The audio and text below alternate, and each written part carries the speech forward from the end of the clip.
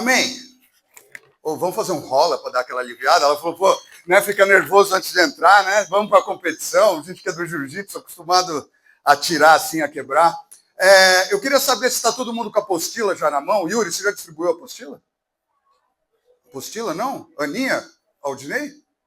Na última página da apostila, eu quero que vocês anotem, vocês vão ter que assinar e falando que vocês entenderam todas as regras da igreja. Não tem apostila, Joe? Não tem. Como que a gente vai dar entrada lá no céu para você chegar no céu e falar que você fez, cumpriu todas as regras? Não tem como. Amém? Brincadeira, pessoal. Brincadeira. Não existe regra. Não existe regra. Daí eu pus aqui, virei crente. E agora? O que acontece? E não é para você que virou crente agora, não. Os velhos de casa também. Tá? Regra, sem ter um motivo, sem você entender o porquê que tem coisas que talvez você tenha que fazer, é uma religiosidade. Tá? Você tem que entender o porquê. A gente mora num país que eles têm várias regras. E é tudo por religiosidade. Eu converso com muitos deles e eles não sabem por que eles têm que fazer aquilo. Existem muitas religiões que você tem que seguir regras. E o cristão, muitas vezes, é conhecido, tem até aquela frase que você fala, minha religião não permite. Ah, vamos ali fazer isso. Não, minha religião não permite. Ué, mas quais são as regras? Aí tem um outro lado. Tem gente que tem esse lado que é religião, religioso, isso você pode, isso você não pode, é regra, não regra. Aí tem o coaching. Hoje em dia está muito, né? Meus lindos, minhas lindas, né? O que você ver, o que você tocar é seu. Você pode tudo. Tudo que você pode, tudo que você consegue, o poder está dentro de você. Até parece Marvel, né? Sei lá o que é que fala, né? O poder vem de dentro, né? Então a gente tem que tomar cuidado. O equilíbrio. Não, prepara para mim o vídeo. Ainda não é esse. Tá? Então, assim, a gente tem que tomar cuidado com o que a gente está ouvindo. E como que você vai entender e saber. Tem um pastor, você gosta muito do Daniel Lopes, amigo meu, do surf também, pá, e ele fala assim, uma das frases que ele mais fala e isso é um versículo, tá? 1 Tessalonicenses 5:21. Ouvir todas as coisas e retém o que é bom. Então você tem que saber aquilo que você vai tomar como verdade para a sua vida. Mas como? Como que você vai saber o que é bom e o que não é bom? Meu amigo, se você não estudar, se você não questionar o que eu estou falando aqui, se você não questionar o que o Joe vai falar aqui, qualquer pregador, qualquer pessoa que suba aqui, que o Júnior estava falando aqui, se você não questionar e não souber estudar, você não vai saber se está certo ou se está errado. E aí, eu gosto muito de stand-up comedy, né? E tem uns caras que eu não sigo muito, e esse é um cara que eu não vou muito, porque ele é ateu, para começar, e ele viralizou, talvez vocês tenham visto esse vídeo. Ele viralizou no meio gospel. Pode dar um play aí pra gente. Só ouve o que esse cara tá falando. A pergunta era muito simples. Tu acredita em quem? Deus. E quem? Jesus. Quanto? Tudo. Tudo o quê? Tudo. Amo mais do que a mim mesmo, mais do que a minha vida. Tudo que eu faço, tudo que eu deixo de fazer é por causa desse homem que veio, viveu e morreu por nós. E existe um livro oficial que conta toda a sua história, todos os ensinamentos que eu devo usar para guiar a minha vida, e não só a minha vida, a minha pós-vida. E esse livro que representa tudo para tu. Tu já leu? Não li, não. Não, peraí que eu fiquei confuso. Não é tudo, é tudo. E tu leu? Não deu para mim, não. Mas o que foi que houve? Grande. Tu já viu o tamanho, irmão? Esse enorme, não deu. Não cantou falar difícil. Às vezes eu vou domingo num lugar que tem um cara que lê só o filé mignon da gente. Só o creme da creme. Às vezes a gente canta os pedacinhos juntos. Tatuei um trecho aqui no braço. Tu leu e se emocionou? Não. Vi na bio do Instagram do meu pastor. E Senhor dos Anéis? Já li tudo 2 vezes. Harry Potter, sei todos os golpes. Sabe quem é Christian Grey? Mas não tem a menor ideia quem é Caim.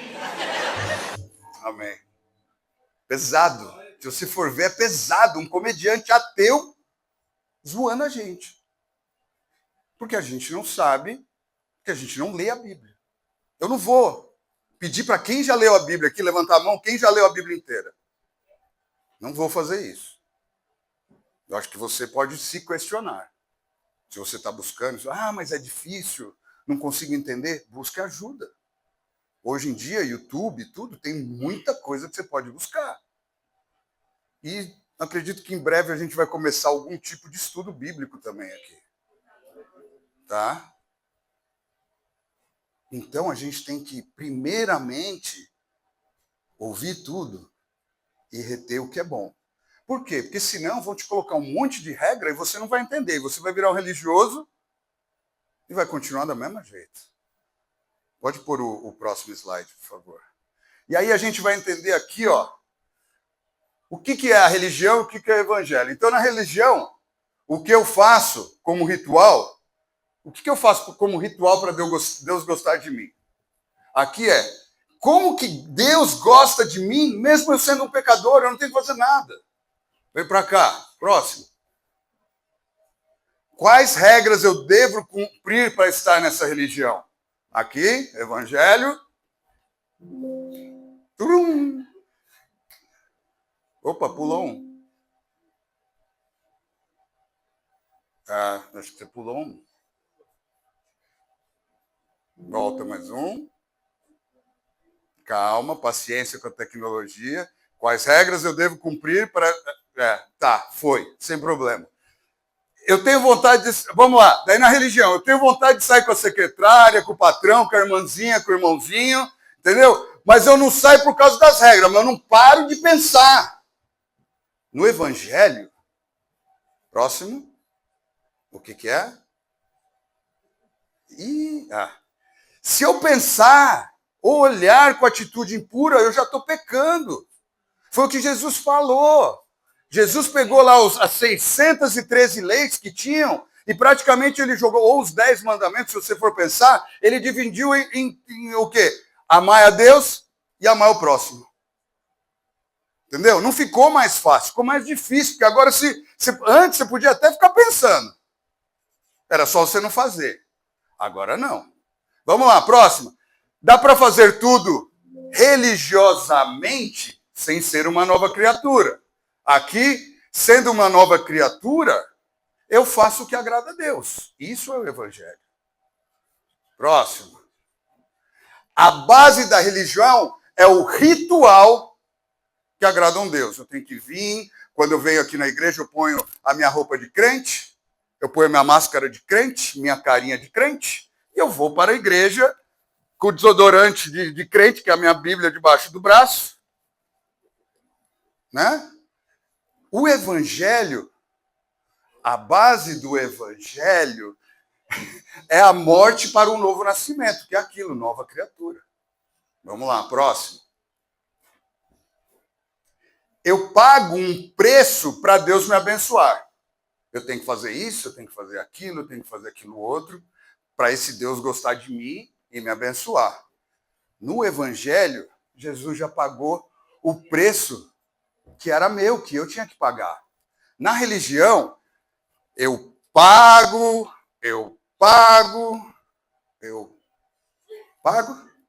Próximo, querida. Pago por algo que eu nunca vou ter.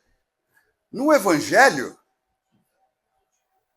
eu já tenho o que eu nunca conseguiria pagar. Amém? Você consegue entender a diferença? Que Deus quer ter um relacionamento com você e não que você seja um escravo.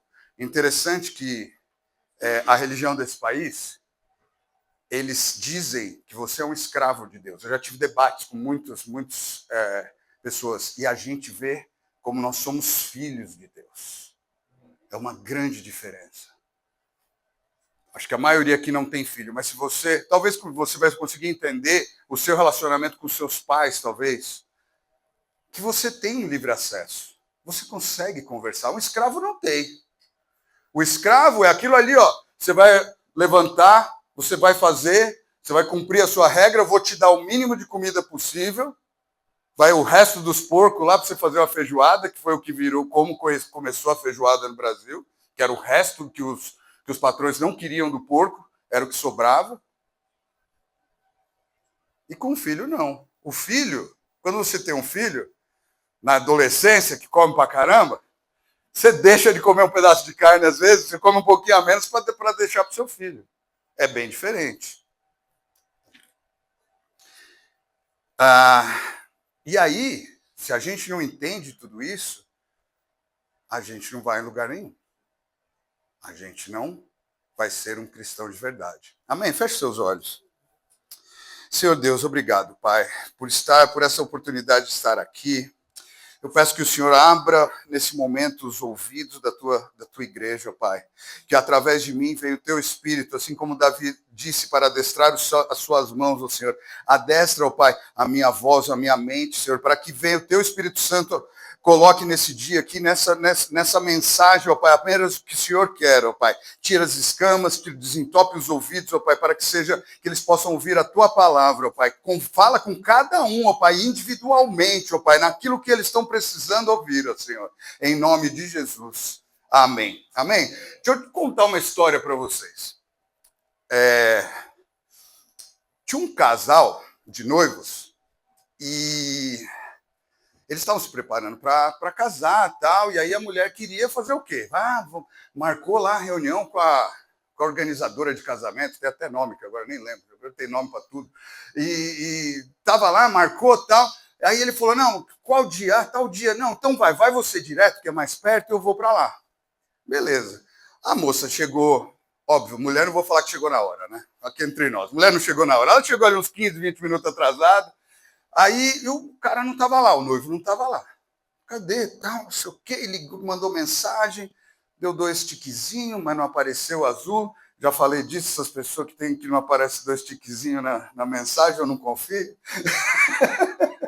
Brincadeira, tá, pessoal? E, nada. Passou 1 hora, passou 2 horas, passou 3 horas. Ela pediu desculpa para a mulher lá, foi embora, chegou em casa, conseguiu falar com o noivo, pô, você não acredita, o cliente, fiquei preso com o cliente, eu vi que você mandou mensagem, mas eu não podia nem atender, eu não tinha nem como responder, estava na reunião, mas vamos marcar de novo. Não, beleza, vamos marcar de novo. Aí marcou no outro dia. Mas vamos lá, vamos marcar no shopping, eu passo na sua casa, então, vamos lá, tal. Não, mas já vai ter um casamento, já vamos lá no casamento para ver como é que é, tem o horário, tem que chegar lá às 7 horas, porque 8 horas começa a chegar os convidados. Não, beleza, vamos lá. Marcou. Ela, não, mas vai direto.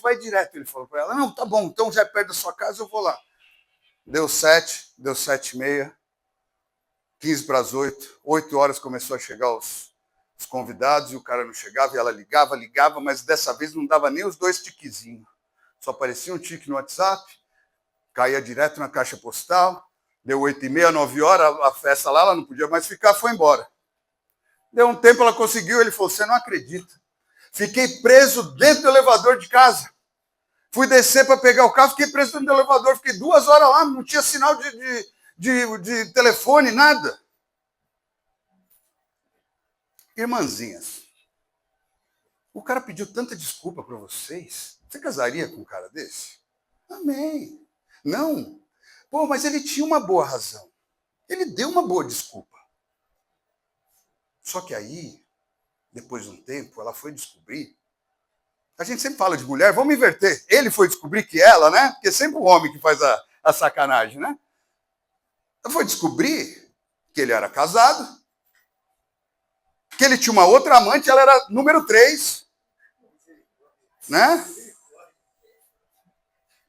E agora, você casaria com ele? O problema era o que ele fazia ou quem ele era?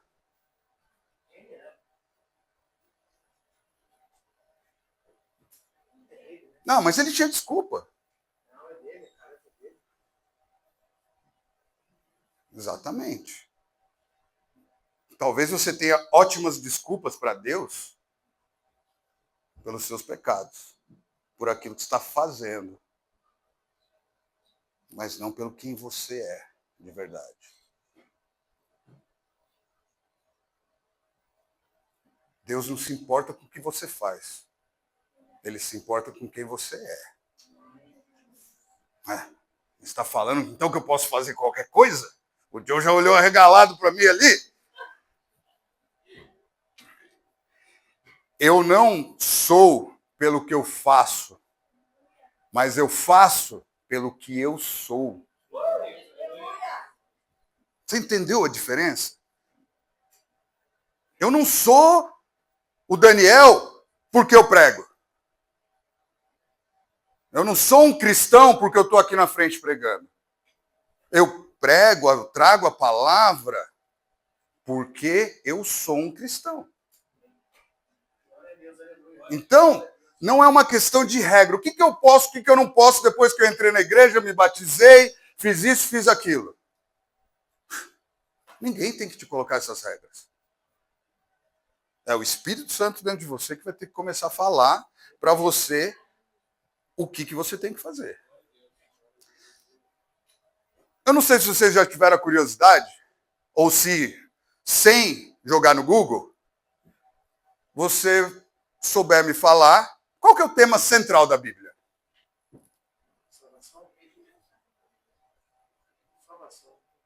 Salvação faz parte, arrependimento faz parte, amor faz parte.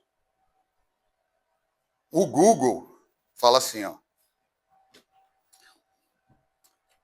Plano de Deus através de Jesus Cristo para a redenção, salvação da humanidade que está separada de Deus por causa do pecado. Então a Bíblia vai falar sobre isso. Ela vai contar um monte de história. Não acho que na Bíblia só tem gente boa. Vai contar um monte de história de um monte de coisa errada que um monte de gente fez.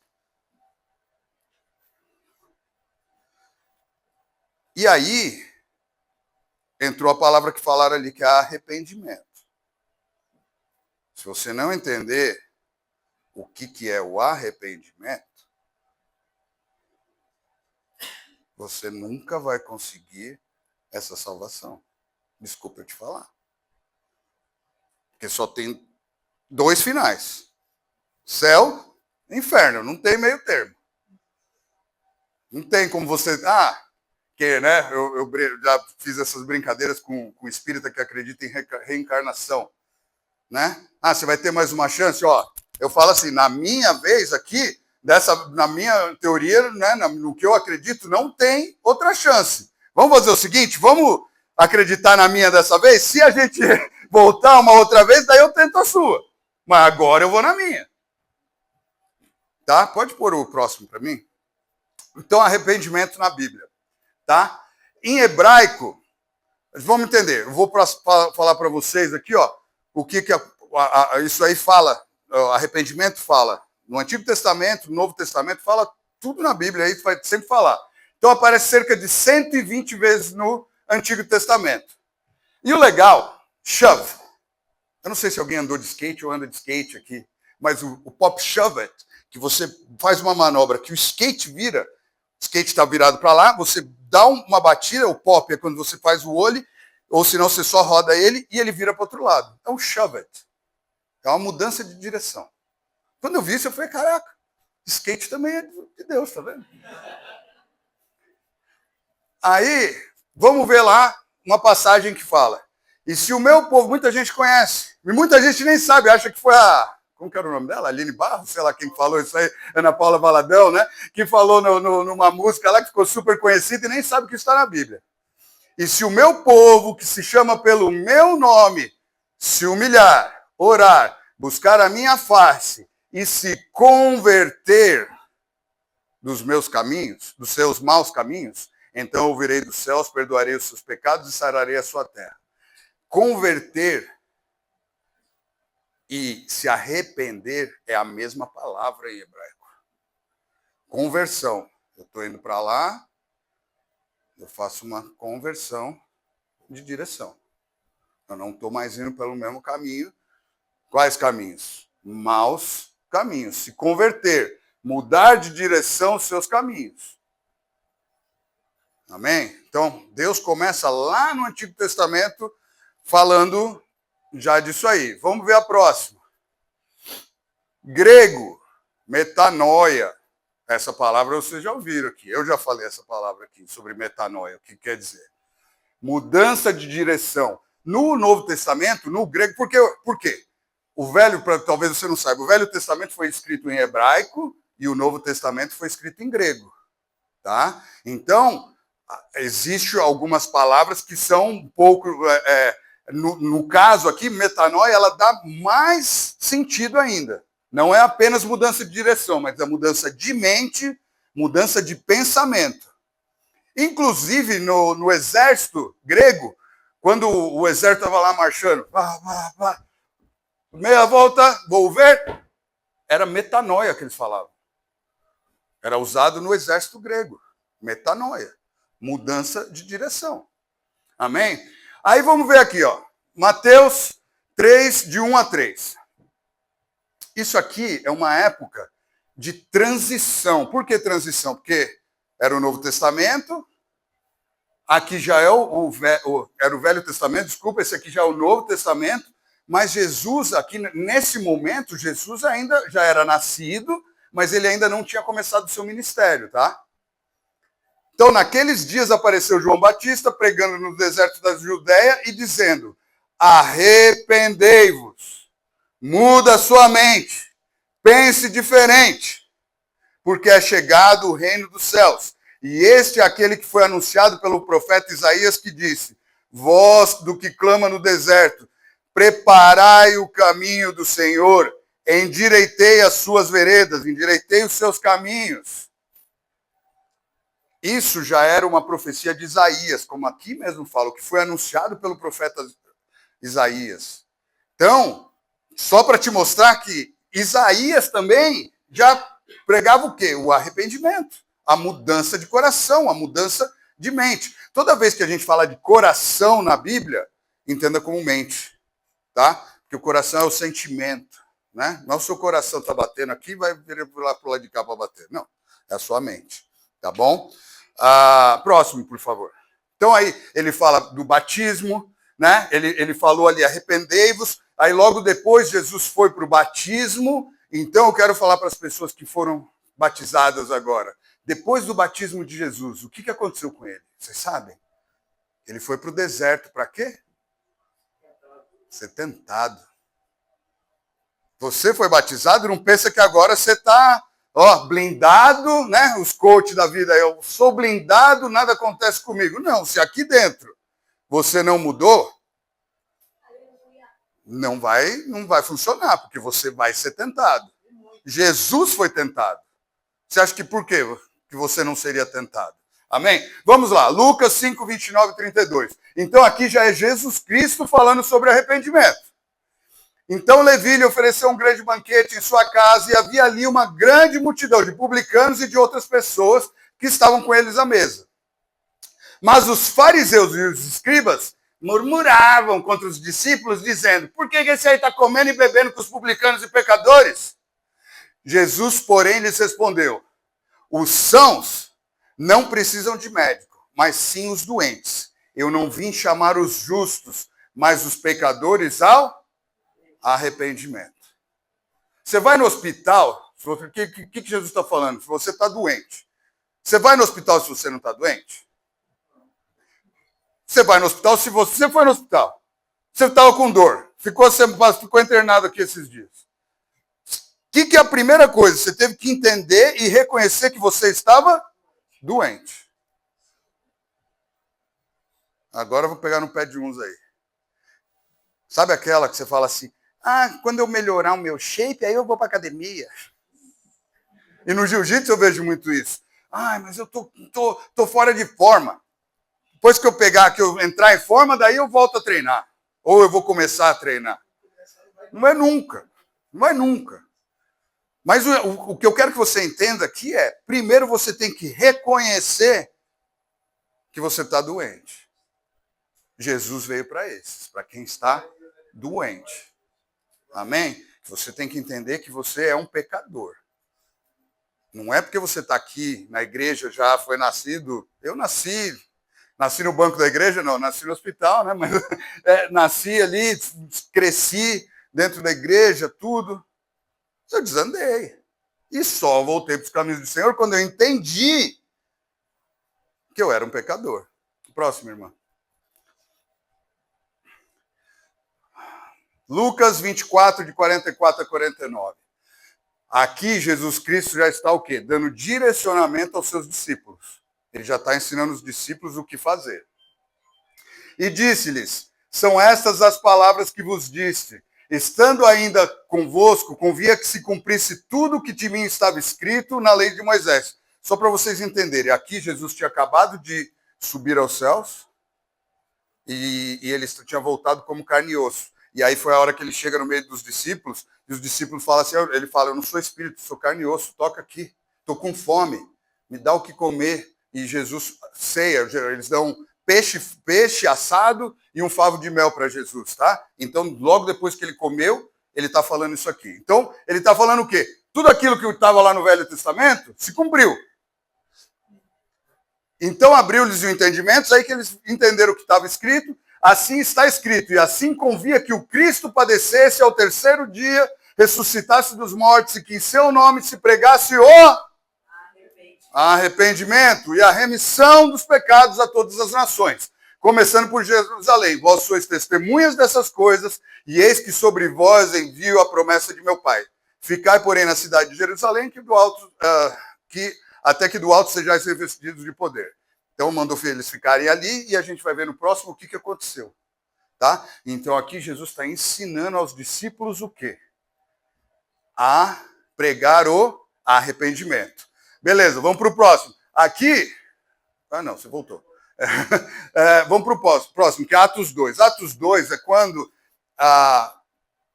Atos é os Atos dos Apóstolos. É quando... Depois de tudo que os apóstolos, os discípulos saíram e começaram a pregar, tá? Só para você ter uma noção um pouquinho do que é esse livro da Bíblia, tá? Então aqui os discípulos já estão pregando arrependimento. Ouvindo eles isto, compungiram-se. Vamos lá, quem é bom de português? Eu tive que procurar no dicionário, eu não sabia o que era compungiram-se.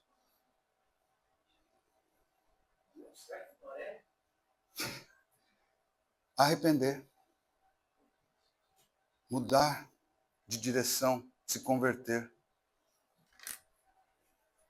Ouvindo eles isto, se arrependeram em seu coração e perguntaram a Pedro e aos demais apóstolos, que faremos?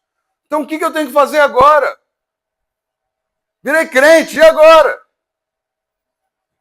E disse-lhes Pedro, arrependei-vos e cada um de vós seja batizado em nome de Jesus para perdão dos pecados e recebereis o dom do Espírito Santo, pois a promessa é para vós, para o vosso filho, para todos que estão longe, para todos quanto o Senhor nosso Deus chamar, e com muitas palavras testificadas e os exortava, dizendo, salvai-vos dessa geração perversa. Então, os que de bom grado receberam, veja bem, os que de bom grado receberam. Não é para todos. Não é todo mundo que ouviu lá, não. E foram batizados naquele dia 3.000. 3.000 se converteram. Imagina quantas pessoas não estavam lá. Aqui fala que foram batizados naquele dia, agregaram-se quase 3.000. A gente não sabe quantas pessoas tinham. Mas não foi todo mundo que ouviu a palavra. Por quê? Porque nem todos achavam que eles estavam doentes. Nem todos achavam que eles eram pecadores. Nem todos achavam que eles precisavam do quê? De uma metanoia. De um arrependimento, de uma mudança. Foi o que falou lá. Compungiram-se o seu coração. Tocou lá no coração. Lembra o que quer dizer coração quando a gente lê coração na Bíblia? Mente. Próximo. Atos 17, 30, 31. Aqui já é Paulo em Atenas pregando arrependimento. Para quem conhece um pouquinho, é quando Paulo está em Atenas, ele está num lugar lá que tem um monte de Deus, e tinha um que estava, o Deus que ninguém conhecia. Vamos pôr assim, para ficar mais simples. Hã? Não era invisível, era outra palavra. Era o invisível, ou que ninguém conhecia. Hã? Deus sem nome, Então, desconhecido. Tá? Então, isso aqui ele está no meio dessa pregação aí, tá? Mas Deus não levando em conta os tempos da ignorância. Sorry. Você não sabia? Agora você sabe.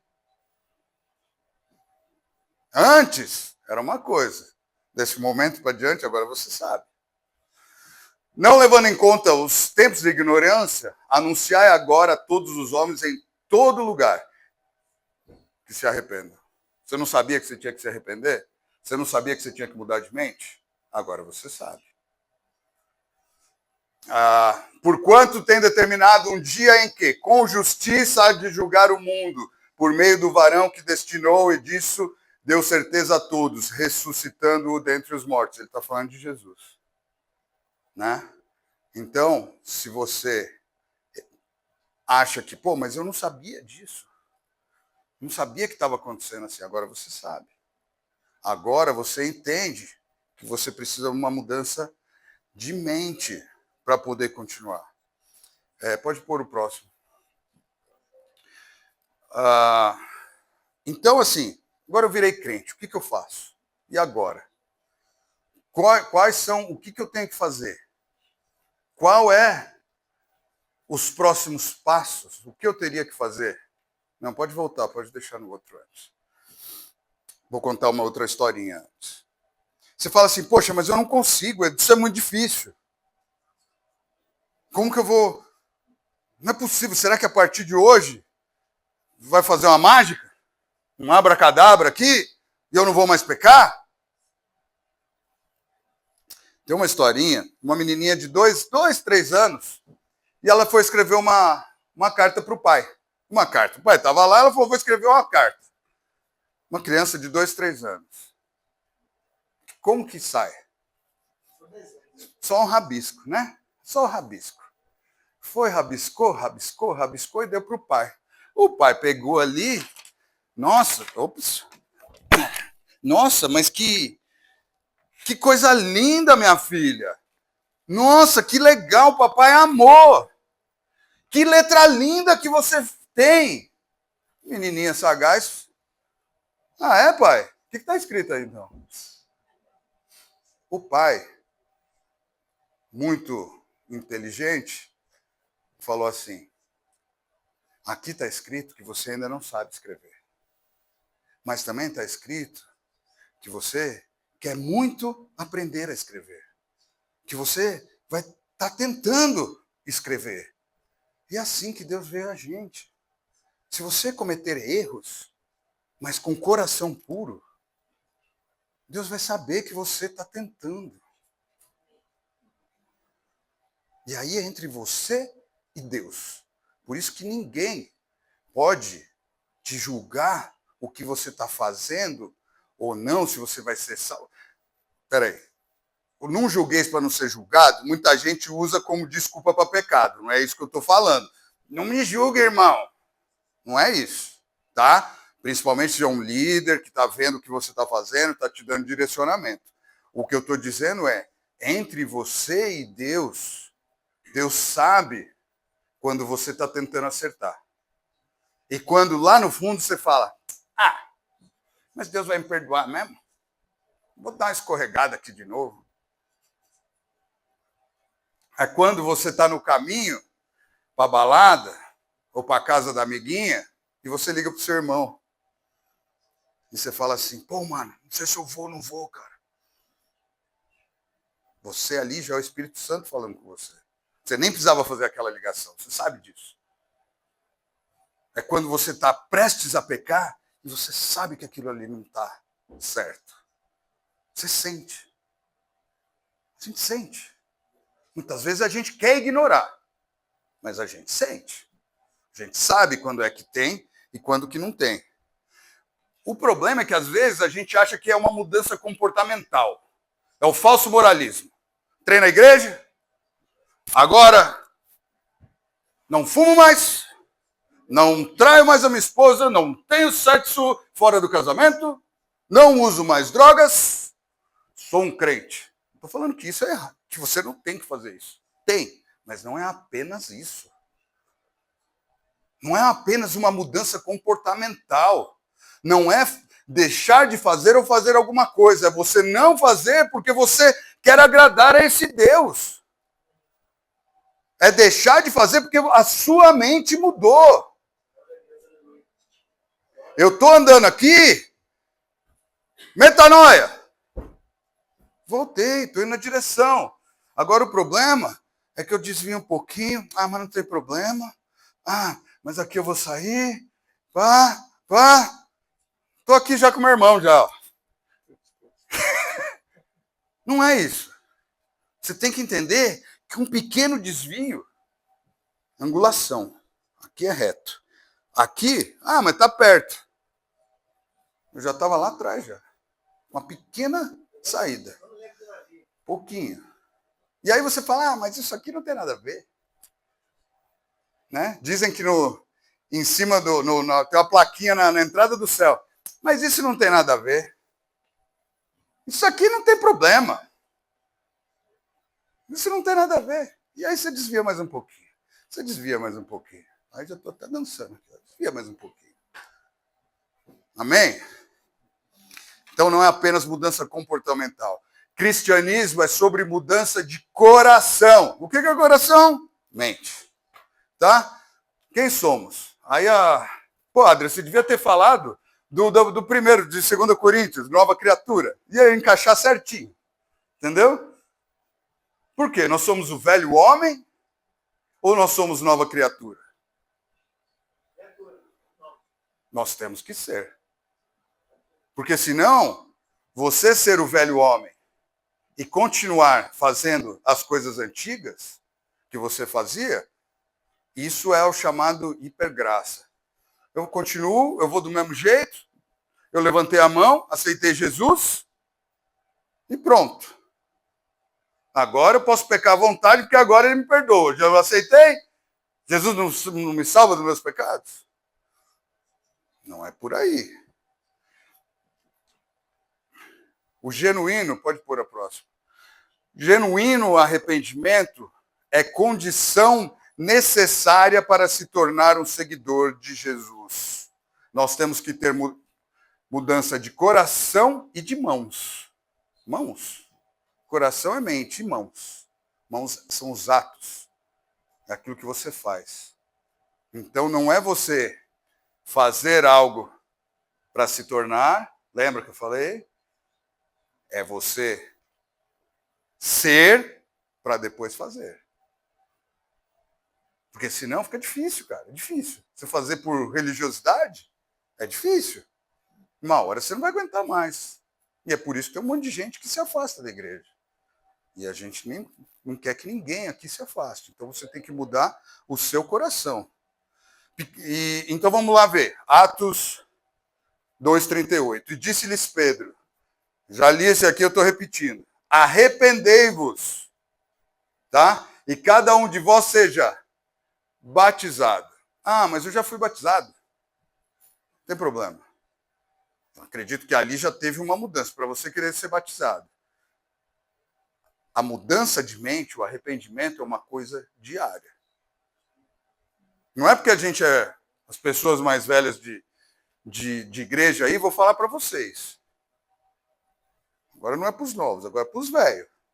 Para você que já está na liderança, para você que já tem um cargo na igreja, para você que já está há muito tempo na igreja. É mais difícil para a gente mudar a nossa mente, porque a gente já acha que a gente não está mais doente. E aí tem uma fofoquinha aqui, tem um falar mal ali, e não é nada de comportamental. É tudo por debaixo do pano. Aí eu ponho a minha máscara, pego o meu desodorante de crente. É mais difícil. Só que nós, como Paulo disse, a gente já sabe. Não estamos mais no tempo da ignorância.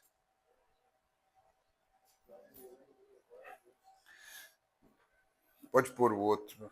Acho que tem mais um slide. Escolhas. É tudo sobre escolhas. Pode ser uma pequena escolha. Pode mudar. Sabe? Você pode sair ali, só o resto de garrafinha de água, Então o restinho você está com a tampinha cai no chão, você larga a tampinha, vai, joga a garrafinha, vem uma outra pessoa, escorrega, cai. Ele estava indo para encontrar uma pessoa que ele ia se casar e o filho deles ia ter a cura do câncer. As suas escolhas, claro que eu estou overreacting, exagerando, mas as suas pequenas escolhas podem ter grandes consequências na sua vida e na vida de outras pessoas. Então, as nossas escolhas, por menores que sejam, mas eu vou ali, eu estou forte. Eu vou ali, não tem problema. Isso aqui não tem nada a ver. Pequenas escolhas, grandes negócios. Né? Pequenas empresas, grandes negócios. Pequenas escolhas, grandes negócios. É muito importante. Tá? E aí a gente vai entender, o grupo de louvor, se já quiser ir voltando, que existe, às vezes, eu falei da religiosidade com o evangelho, mas existe a religiosidade com a hipergraça. Que aí tem meias verdades. Porque daí você vai falar assim, tá, mas você está falando, mas a salvação não é por obras, não interessa o que eu faço, salvação é pela graça. Deus me perdoou, Jesus já morreu na cruz para me perdoar, é pela fé.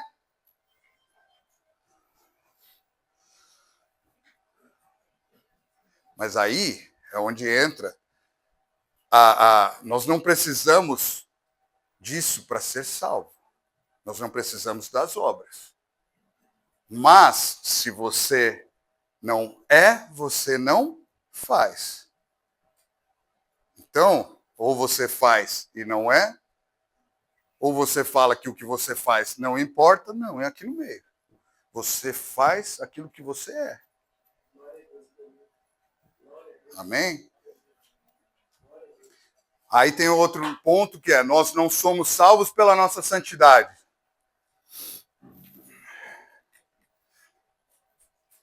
Mas você não é salvo pela sua santidade. Mas todos que são salvos andam em santidade. Essa é a grande diferença. O que é ser santo? Santo é ser separado. Santo é estar fora desse mundo. Santo é você buscar fazer aquilo que você é. É em quem? Eu sou em Cristo. É você ter a mente de Cristo. É você copiar a Jesus. Quem que deve ser o exemplo da sua vida? Tem um negócio que eu morava nos Estados Unidos, né?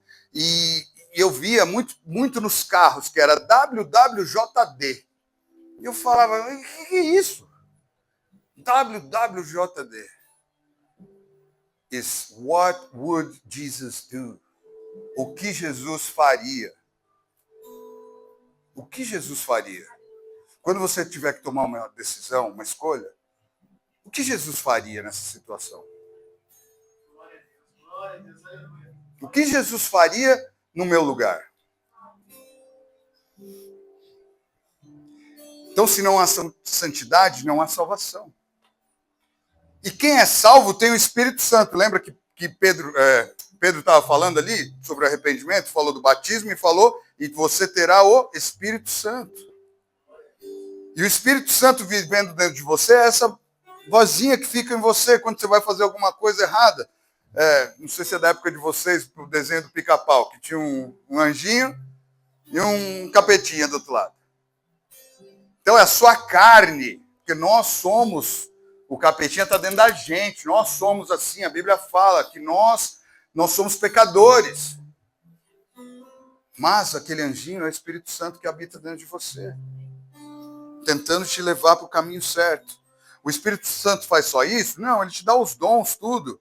Mas ele principalmente te faz viver em santidade. Tá? E aí, vamos entender, só para finalizar aqui, algumas mentiras que talvez venham na sua cabeça. Que a gente tem que entender que a libertinagem, você não é livre, você tem a libertinagem, que é viver fora dos padrões de Deus. E isso é o que essa chamada hipergraça, que é o que você pode tudo. Isso é libertinagem. E tem o legalismo, que é achar que com a sua santidade você pode conquistar, com aquilo que você faz, você pode conquistar a sua salvação. E a sua salvação só vai vir através de uma coisa, tendo a mente de Cristo. Amém? Pode apagar a luz para a gente? Eu queria que nesse momento vocês abaixassem a cabeça. Esquece tudo que está do seu lado. Esquece tudo que quem está aí. Ninguém está olhando para ninguém. Ninguém é perfeito. Conversa com Deus. O que é que você tem que mudar na sua mente?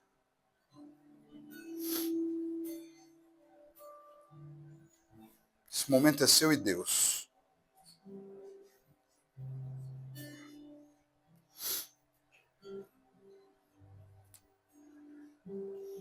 A nova vida em Deus. Portanto, meus irmãos, por causa da grande misericórdia divina, peço que vocês se ofereçam completamente a Deus como um sacrifício vivo, dedicado ao seu serviço e agradável a Ele. Essa é a verdadeira adoração que vocês devem oferecer a Deus. Não vivam como as pessoas vivem nesse mundo, mas deixem que Deus os transforme por meio de uma completa mudança de mente de vocês. Assim vocês conhecerão a vontade de Deus, isto é, aquilo que é bom, perfeito e agradável.